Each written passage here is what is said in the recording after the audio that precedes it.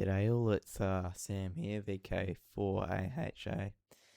I thought I'd go over my hams over IP PBX system.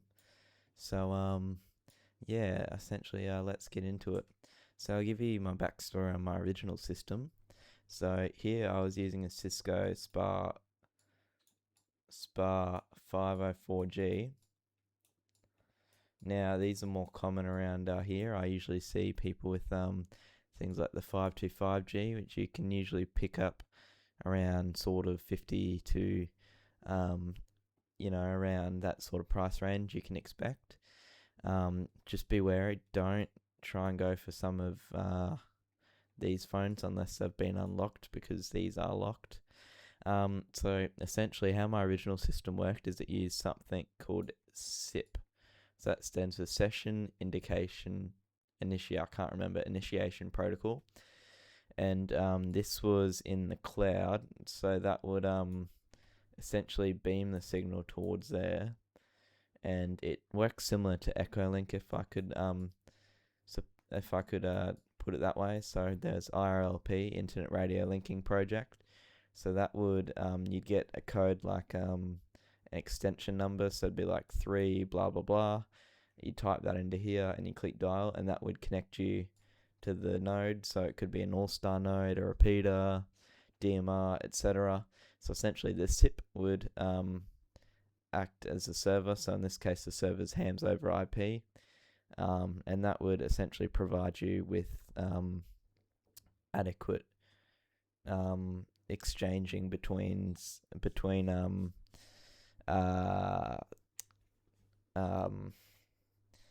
that would essentially exchange the phone linking between RF and through the cloud. There is a bit of latency, but of course it's running off the All-Star system, so that sort of does provide it with a bit of as that's sort of not relatively too laggy at times. So my new system, what it consisted of was a NEC SL2100.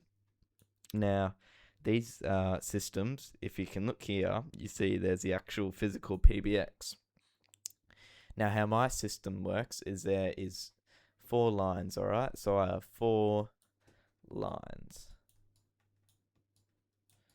So essentially, one of the lines would be just a personal family line, so it'd just be a normal VoIP SIP line. Well, not SIP, but just a normal VoIP line, so that would provide me with local calls in Australia.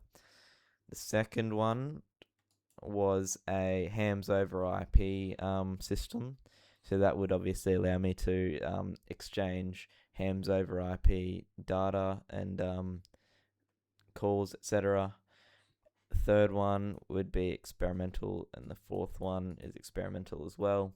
So how I actually got my hams over IP to link, if your system like mine, it can support SIP, but it's not.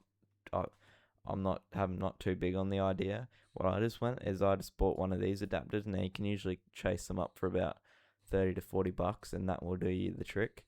But this essentially just plugs into here, and then that allows you to exchange. That converts it from a digital signal to a more better signal.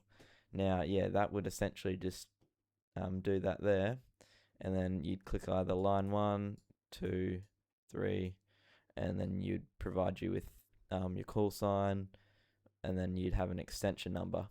So if I go on my phone right now, I don't know if the microphone can pick this up, so you can hear that's the dial tone. I can go *97, and then that will provide me with the mailbox. You have no messages. Press 2 to change folders. Press 3 for advanced.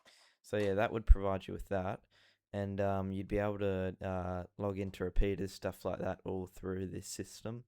It is a free system. All you need is a SIP enabled phone to be able to connect between the hams over IP network. So hopefully that explained it to you guys, and I'd show off a bit of my setup. 7.3's VK4AHA.